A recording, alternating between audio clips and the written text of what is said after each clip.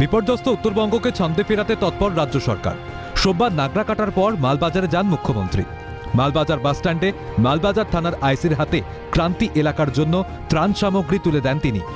এদিকে মালবাজার বাসস্ট্যান্ডে ত্রাণ নেওয়ার জন্য হাজির ছিলেন বহু মানুষ। সেখানে ছিলেন বেশ কয়েকজন স্কুল পড়ুয়াও। তাদের হাতে চকলেট তুলে দেন রাজ্যের প্রশাসনিক প্রধান। অন্যদিকে এই প্রাকৃতিক দুর্যোগে ব্যাপক ক্ষয়ক্ষতি হয়েছে পাহাড়ে।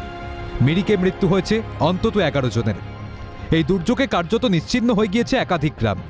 এই অবস্থায় ক্ষয়ক্ষতির বিষয় নিয়ে সোমবার বৈঠকে বসে জিটিএ। তাতে এই দুর্যোগে প্রাথমিকভাবে জিটিএ এলাকায় 950 কোটি টাকার ক্ষয়ক্ষতি হয়েছে বলে দাবি করা হয়েছে।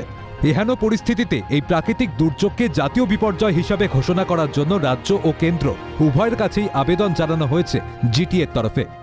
দার্জিলিং, কালিম্পং, কার্শিয়াং, মিরিক যেভাবে ক্ষতিগ্রস্ত হয়েছে, একেবারে সুকিয়া থেকে শুরু করে রংপো একাধিক জায়গায় যেভাবে ক্ষতিগ্রস্ত হয়েছে, মিরিকে 11 জনের বেশি মৃত্যু মিছিল মাটির তলায় চাপা পড়ে গিয়েছে। এক একটি গ্রাম কার্যত নিশ্চিহ্ন হয়ে গিয়েছে।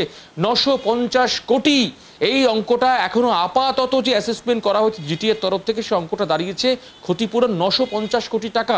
জিটিএতে আজকে যেটা প্রেস বিজ্ঞপ্তির মাধ্যমে জানতে পারছি যে জিটিএর তরফ থেকে দাবি করা হয়েছে কেন্দ্র বা রাজ্য কেউ বিপর্যয় হিসেবে ঘোষণা করুক, কেউ রাজ্য বিপর্যয় কিংবা জাতীয় বিপর্যয় হিসেবে ঘোষণা করা হোক। এটা প্রাকৃতিক দুর্যোগে বিধ্বস্ত উত্তরবঙ্গকে স্বাভাবিক করতে জোর কদমে কাজ করছে রাজ্য প্রশাসন। দুর্গতদের সহায়তার জন্য রাজ্য সরকার যে সর্বতোভাবে সচেষ্ট, সোমবার বন্যা বিধ্বস্ত এলাকা পরিদর্শন করে সেই বার্তাই দিলেন রাজ্যের প্রশাসনিক প্রধান।